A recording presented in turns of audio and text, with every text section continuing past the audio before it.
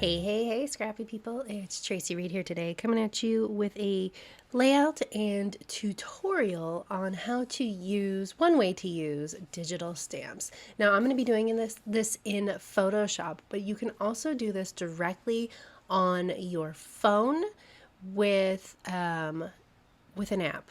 What app? I think it's called Letter Glow. There is a tutorial on my Instagram that I will link below with the exact everything that you need to know for like how to do this on your phone. But I'm going to be doing it on my computer because I find it to be the easiest thing to do for me, and I don't do a lot of Photoshop tutorials because my whole goal is to make digital product very accessible, and not everybody has Photoshop, but you can use this tutorial as a jumping off point for like how you want to use digital stamps, because I get a lot of questions about digital stamps often because they can be a little bit daunting for people who don't know, who aren't like in the know with digital products. So let's start this tutorial. I'm going to make this photo, which is a photo of the sun coming up. I'm going to make it a full page in my Life Crafted album. And so it's going to be a full half of a spread. And I want it to actually go over onto the next side of the spread. So a Life Crafted album is 8.25 inches tall by, like, both sides of the spread are 5 inches, so it's 10 inches altogether.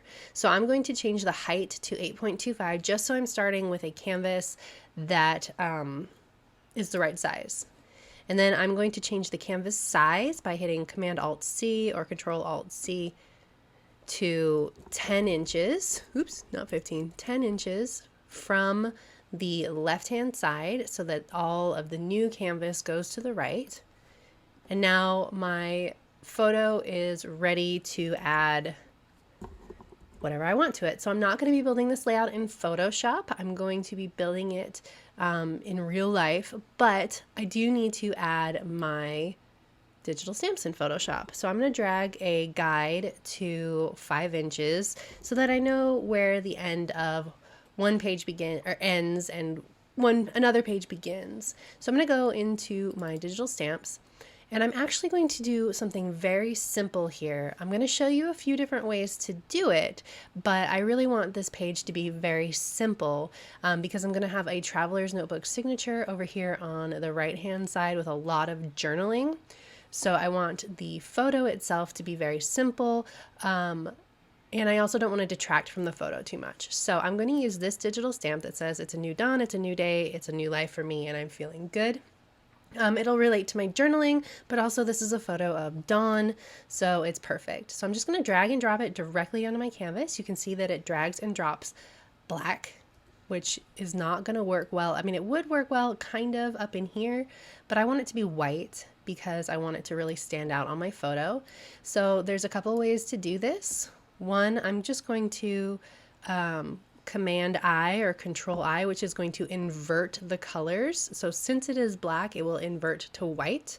You can really only do that with black and white. You can do it with any color, but with black and white, you can predict the color, and so it works. But if you want it to be a different color, then you can double click it and add a color overlay. It's going to autofill to white because that's what I had it set at, but you can pick any color you want in here. I'm going to, of course, pick white. So I do want this to be in the center of this photo. So you can see it's sort of a little bit hard to read in places. So what I'm going to do to make it a little less hard to read is I'm going to add a small drop shadow. Now, obviously, you cannot add drop shadows to stamping in real life, which is one of the advantages of digital scrapbooking and adding digital product to your pages before you print. So I'm going to add a drop shadow. You can see it just adds a little bit of definition behind the words and makes it easier to see. So one thing I have in here is I have this stamp that says goal getter in the middle, and it's a little bit small, and I don't want it to say goal getter, but I kind of want this burst to be around the outside edge of this phrase I did choose. So I'm going to make it a little bit bigger. I normally would not advocate for making digital embellishments bigger, but since it is a simple line, it's going to be okay. Normally when you increase the size of digital embellishments, you can see they get pretty blurry, but since this is going to be a line and it's going to be on a photo, it's going to be fine. It's a little bit blurry, but we'll survive. So I'm going to rasterize this layer because it automatically loads as a smart object when I drag and drop. So I'm going to hit rasterize layer so that I can edit it. And I'm going to erase the words in the middle.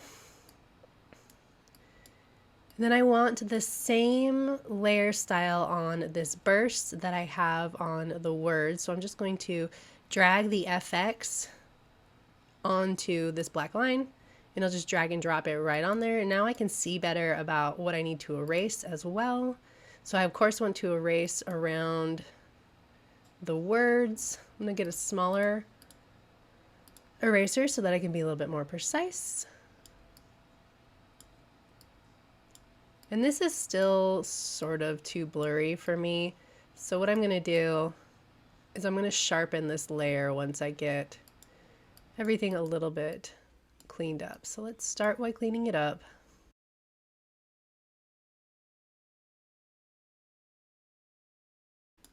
Okay, so I think I've gotten it just about where I want it to be. You can see it's got like a burst around it now. Not too much overlap. I feel like this over here is kind of not great and this down here is not great. So what I'm going to do is I'm actually going to duplicate a different part. So I'm just going to use my marquee tool. I'm going to select what I want to duplicate, and then I'm going to hit Command J to duplicate. And then I can edit just these two lines and add them where I want them to go. All right, that's better. And I want to do the same up here. So I'm going to do this again, Command J, rotate. You can see some of the advantages of digital stamps is that, or digital product in general, is that you can edit it. You can make it do what you want it to do, which is very helpful. Okay, so now I've got my burst, and I'm actually going to merge everything together. So I'm going to turn off the drop shadows on these layers so that I don't get duplicate instances of the drop shadows. And then I'm just going to hit Command E starting at the top until everything is merged together. I'm going to rasterize this layer so that I can do the same, but first I'm going to sharpen these lines because you can see how blurry they are. So I'm going to go to Filter, Sharpen, Unsharp Mask. You can see that that really helped. Let's see if we can get it a little bit sharper. Perfect. All right. Now I can merge it down, and we've got one solid piece here that I'm going to make it a little bit smaller. I wonder if I would like it better down here. See, I like it in the center. Like, I like how easy it is to read down here, but I have to make it too small, and then it doesn't look great. So I do like it in the center. So we're just going to leave it there. I think I'm going to drop the drop shadow just a little bit by making the distance smaller and maybe the size a little bit bigger so that it's a little bit blurrier. Cat is having a conniption because I'm talking and not to him. Okay, so now from here I can just go ahead and merge this with my photo. Oops. And print. So this is obviously going to be a large print, so I'm going to change my canvas size. First I'm going to unlock this so that it doesn't lock the background in. And I'm going to change my canvas size to 11 by 8.5. 8.5. Oh, not 5, 8.5. 8.5. There we go. Now I can move this around so that I can get it where I want it to be so it prints well.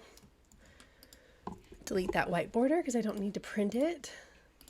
And now I can take this into the real world and scrapbook it. So I will see you on the other side. All right, so here we are. We are in real life now, and we've got the photo printed, and also I printed my journaling on a Traveler's Notebook signature, but you can see how good this looks. So obviously the Citrus Twist albums are 5 by 8.25. So I'm going to cut this here. I'm going to start by doing that. And I always start with my cutting because otherwise I will forget to like work around the rings. So let's do that too. Now obviously I know that I'm going to cut or hole punch these two sides because they're going to go together. So I'm going to start with that. So this needs to go this way. And then this goes in here. Okay, so now I am ready to scrapbook. All right, so I'm going to keep this fairly simple. I'm going to adhere the Traveler's Notebook signature to this strip of photo. And I'm actually going to change this in a minute, but first this is where I go. And then I was going to cluster this label with the time and some of these like embellishments I have on the side here. But once I get the time on this label with these puffy stickers, I start trying to cluster with like these bursts, these heart bursts, and some florals, and it's just not working for me because I just am covering up too much of this photo. I really want the photo to speak for itself. So I'm starting to cluster here. But I have these white glitter stars that they're like a silhouette offcut from December Daily, and I start putting them around here, and I just love it so much that I take everything else off and I just start adding these stars instead, and it looks so good. It makes me happy. The problem is that I don't like the stars with the hearts on the right hand side. I love the hearts separately, I love the stars separately, but them together is not working for me. So I'm going to pull in a different Traveler's Notebook paper, and I'm going to cover up most of this rainbow on this Traveler's Notebook signature, but I do want some of the rainbow, but I like this more sedate pattern with the stars on the left hand side, and it's like rainbow-ish, so it just kind of made more sense in my head. I don't know why, that's just how my head was working. So I've cut off the edge of the Traveler's Notebook signature so that I have this strip of rainbow paper, and I'm going to use that as a border in between the journaling and the rainbowy paper. And I really like the way that that looks. I think that it just makes a little bit more sense visually for me, and it's a little bit calmer too, which puts the focus on the photo instead of the beautiful heart rainbow that was there instead. The last thing I'm going to do is I'm going to add in some stitching along the edge border of this between the two papers. These are Cocoa Daisy stitching stamps that I use incessantly and I love them.